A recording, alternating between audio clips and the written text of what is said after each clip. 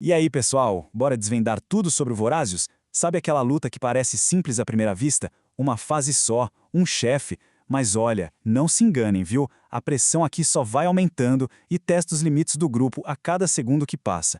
Vamos entender direitinho como sobreviver a esse caos. Para dominar essa luta, a gente vai seguir um roteiro bem claro. Primeiro, uma visão geral, só para todo mundo ficar na mesma página. Depois, a gente mergulha de cabeça no que os tanques e healers precisam fazer, que é crucial. Aí partimos para a estratégia de quebrar as paredes, desviar do ataque mais letal e, no fim, juntamos todas as peças do quebra-cabeça. Então, o cenário é esse: um chefe só, numa fase única. O grande desafio é sobreviver a um ciclo de mecânicas que se repete enquanto o dano em todo o grupo, bom, ele fica cada vez mais insuportável. E a primeira coisa que já começa a complicar a vida de todo mundo é o rugido primordial. Pensa nele como um relógio do apocalipse para a luta. A cada vez que ele usa, aplica um daninho contínuo que acumula e não some mais. É o que torna a batalha mais e mais mortal com o tempo. Agora vamos falar da mecânica que sinceramente decide se o grupo vai ter sucesso ou não. E tá tudo nas mãos dos tanks. A coordenação deles aqui não é só importante não, é a diferença entre a vida e a morte para todo mundo. O chefe vai mirar no tanque que estiver com ele e soltar o golpe de garra sombria. E olha, aqui não tem conversa. Se o tanque não estiver lá para levar essa pancada na cara, o dano vai para todo o grupo. É simples assim. Alguém tem que estar lá na frente para segurar. E é aqui que a coisa fica feia. Os dois primeiros golpes aplicam um debuff chamado Esmagado. Ele aumenta o dano físico que o tanque leva em 150%. E o pior, dura 2 minutos e acumula. Se um tanque tomar um terceiro golpe com isso ativo, já era. É morte na certa. Por isso, a estratégia é uma dança perfeita. O tanque A aguenta as 2 primeiras pancadas, pegando os 2 stacks do debuff.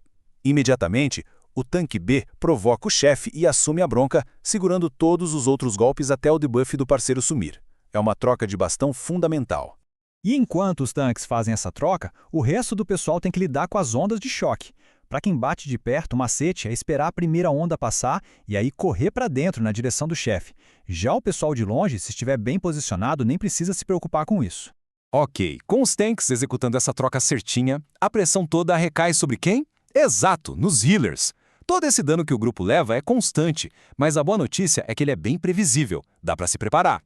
Healers, fiquem de olho nesses momentos. Cada um deles vai exigir uma resposta forte, uma cura em área pesada. É super importante planejar o uso dos cooldowns, principalmente para a hora que os adds aparecerem, porque é aí que a vida de todo mundo vai despencar. E aqui vai uma tarefa de prioridade máxima para os healers. Fiquem de olho nesse debuff mágico. Assim que ele aparecer em alguém, tem que ser removido, na hora, sem pensar 2 vezes, senão essa pessoa vai ser deletada no próximo dano. Além de todo esse dano, os 2 primeiros golpes de garra sombria criam um novo problema: paredes de cristal gigantes que bloqueiam os 2 lados da sala. E pode acreditar, o grupo vai precisar muito passar por elas. Tá, mas e aí, como a gente quebra essas paredes? A resposta vem na forma de uns ads bem específicos que já estão entrando na festa. O plano é o seguinte: alguns jogadores vão ser marcados por esses ads, as pústulas rastejantes. A missão de quem for marcado, levar o ad para passear até a parede de cristal. O resto do grupo tem que focar em matar o ad bem coladinho na parede, para a explosão dele quebrar o cristal. É trabalho em equipe puro. Ah, e um detalhe muito importante. No modo heróico, a coisa complica. Cada parede vai precisar de 2 explosões para quebrar. Isso quer dizer que o grupo tem que coordenar a morte de 2 edges em cada parede, quase ao mesmo tempo. A coordenação tem que estar afiada. Assim que os adds aparecem, um cronômetro invisível começa a contar para o ataque mais mortal do chefe. Agora todo mundo vai entender por que quebrar aquelas paredes era tão, mas tão importante. A dica visual é muito simples, mas a punição por errar é fatal. É só olhar qual mão do chefe começa a brilhar. Se for à esquerda, é todo mundo correndo para o lado direito. Se for à direita, todo mundo para a esquerda. O único lugar seguro é justamente onde a parede foi destruída. Tem que ser rápido. Pois é, se o grupo falhar e não quebrar uma das paredes, essa mecânica vira um cara ou coroa com a morte. Se o chefe atacar o lado que ainda está bloqueado, é o wipe na certa.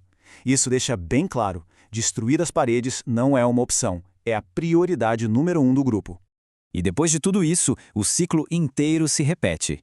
Os debuffs dos tanques somem bem a tempo da próxima troca, as paredes aparecem de novo, os Zeds surgem, é o mesmo roteiro, mas com um detalhe. O dano contínuo do rugido primordial está cada vez mais alto.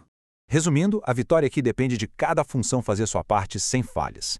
Os tanques fazem a troca perfeita. O DPS usa o tempo para lidar com os Zeds e as paredes. E os healers seguram as pontas, mantendo todo mundo vivo nos picos de dano. É uma máquina que precisa funcionar direitinho. E isso nos deixa com a reflexão final. Não basta só executar as mecânicas. É preciso executá-las com cada vez mais eficiência. Porque no fim das contas, isso aqui é uma corrida. É preciso derrotar o chefe antes que o dano acumulado simplesmente se torne impossível de curar. É uma verdadeira luta contra o tempo.